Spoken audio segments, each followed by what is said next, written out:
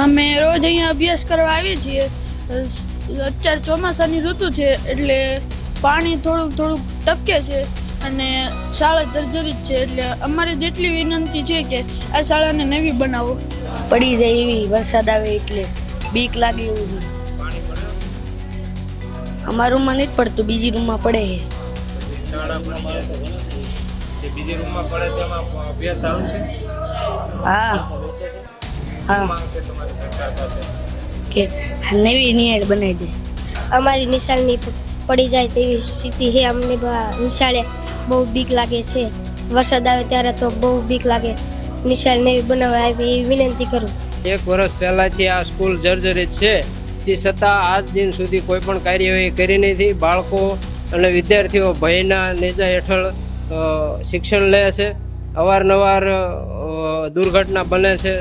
તમે જોઈ શકો છો કે દાદરો ઓલરેડી બ્લોક કરી દેવામાં આવેલો છે.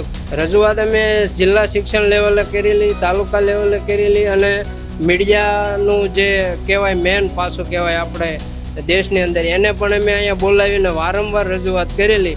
તે છતાં આંખ આડા કાન કરે છે અહીંના અધિકારીઓ, અહીંના જિલ્લાના શિક્ષણના અધિકારીઓ, જિલ્લાના પ્રતિનિધિઓ. અહીંયા આગળના ટ્રમમાં જિલ્લા પંચાયતના પ્રમુખશ્રી પણ આ જ ગામના હતા. એવી જ રીતે અત્યારે હાલમાં આ જ ગામના તાલુકા પંચાયતના પ્રમુખ પણ છે.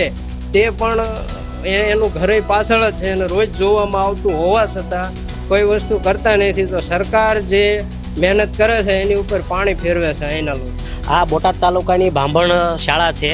શાળાની અંદર 1 થી 8 ધોરણ છે, જેની અંદર 500થી વધારે વિદ્યાર્થીઓ અત્યારે હાલ અભ્યાસ કરી રહ્યા છે. અને એની તમે પોઝિશન જોવા જાઓ અને પાછળનો ભાગ છે એ 2 રૂમ તો તદ્દન પડી ગયા છે. અને પડખેના જે 2 રૂમ છે એની અંદર પણ કેટલી બધી તિરાડો પડી ગઈ છે. અને અત્યારે હાલમાં વરસાદનો માહોલ છે, કોઈ પણ અને સ્કૂલ ચાલુ હોય અને બાળકોને કોઈ પણ પ્રકારની જાનહાનિ કે કોઈ અઘટિત દુર્ઘટના ઘટે તો એની જવાબદારી કોણ લે છે? 2 વર્ષથી રજૂઆત કરીએ છીએ. ગયા વર્ષે પણ તમારા મીડિયા હસ્તક અમે અહીં મીડિયાને બોલાવેલા છે, વિડીયો પણ ઉતારેલો છે, વિડીયો શૂટિંગ પણ કરાવેલું છે. અને સ્કૂલ જ્યારે વેકેશન પડ્યું એ પહેલાં એની રજૂઆત કરી અને એનો ઠરાવ પણ લેવામાં આવ્યો છે, પંચાયતમાં પણ લેવામાં આવ્યો છે.